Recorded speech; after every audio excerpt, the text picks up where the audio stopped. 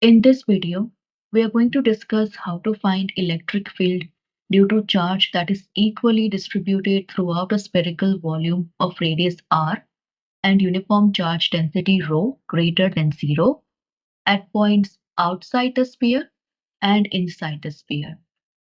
So this is my sphere of radius r that has a uniform charge density ρ. In part A of the question, we need to find what is the electric field at a distance r1 from the center of the sphere. So let us call this point a distance r1 from the center to be P. I need to find electric field through point P because of the sphere. So we will construct a spherical Gaussian surface passing through point P and then use Gauss's law to find electric field. According to Gauss's law, the total flux through the Gaussian surface is equal to the charge enclosed by the surface over epsilon naught. And we know from the definition of flux, I can write phi as integral over the closed surface of E dot dA. That will be equal to charged enclosed over epsilon naught. Now we are finding this flux through the Gaussian surface. So this area over here is the surface area of the Gaussian surface. We know that surface area of a sphere is 4 pi r squared. And since the radius of my Gaussian surface is r1, I can find surface area of the Gaussian surface to be equal to 4 pi r1 squared. Also, my Gaussian surface encloses the entire sphere, so charge enclosed by it will be equal to the total charge of the sphere. So we can rewrite our expression as E integral of the whole surface area will be 4 pi r1 squared equals charge enclosed is the total charge of the sphere over epsilon naught. Then divide by 4 pi r1 squared to calculate E. We rewrite E equals charge enclosed over 4 pi r1 squared epsilon naught. Now this is nothing but electric field due to a point charge at a distance r1 from the charge. We can write 1 over 4 pi epsilon naught to be equal to K, the Coulomb's constant. And this expression for electric field will become K QT over R1 squared. So at any point outside the sphere, you can use this expression to find the electric field. And you may have noticed that electric field E here is inversely proportional to R squared. That means as you go away from the sphere, electric field intensity because of the sphere decreases. And if you were to plot a graph of electric field versus the distance r, you will get an inverse square relationship, and the magnitude of electric field decreases as the distance from the sphere increases. So this is my final expression for finding electric field at any point outside the sphere. Now let's consider part B, where I need to find electric field at a distance r2 inside the sphere. So we call this distance r2. Again, to find the electric field, I'm going to use Gauss's law. So we first construct a spherical Gaussian surface passing through a point P at a distance r2 from the center of the sphere. We know from Gauss's law, total flux enclosed by the Gaussian surface will be equal to charge enclosed over epsilon naught. Again, from the definition of flux, I can write the total flux to be equal to integral E dA, and charged enclosed is the charge contained within the Gaussian surface.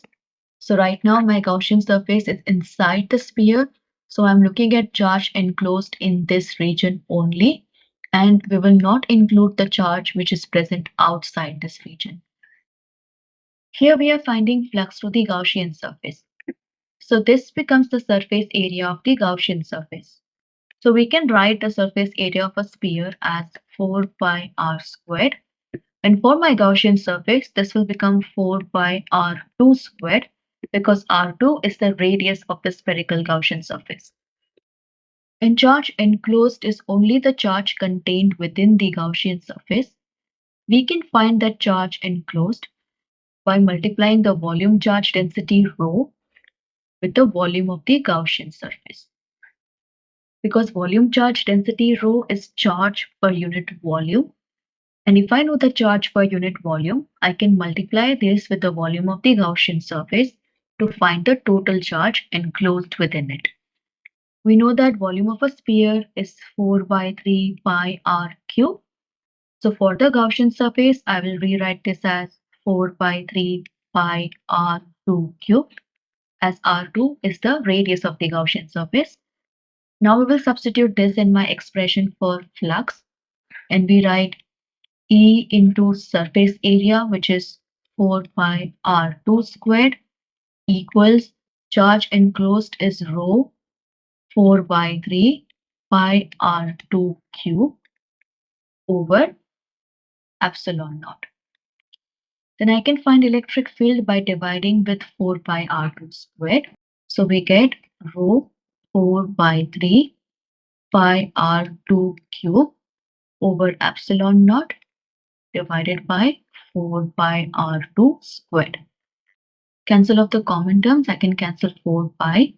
I can cancel r squared. And then we write this as rho r2 over 3 epsilon naught. So this is the expression for electric field at any point inside the spherical shell in terms of its volume charge density. So if you notice from this expression here, electric field intensity is directly proportional to the distance r from the center of the sphere, as long as this radius r is smaller than the radius of the sphere. So if I were to graph electric field intensity with radius r within the sphere, this electric field increases in value as you go away from the center of the sphere. Now let us sketch the magnitude of electric field intensity at points both inside and outside the sphere as a function of distance r. Let this point be the radius of the sphere. I will write capital R for the radius.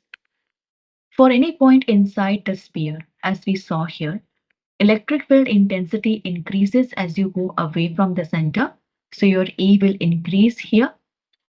Outside the sphere, as we discussed before, electric field intensity is inversely proportional to R squared. So it decreases as you go away from the sphere. So this is how electric field varies with distance because of a charged sphere. Now this value of electric field we found here is in terms of its volume charge density rho.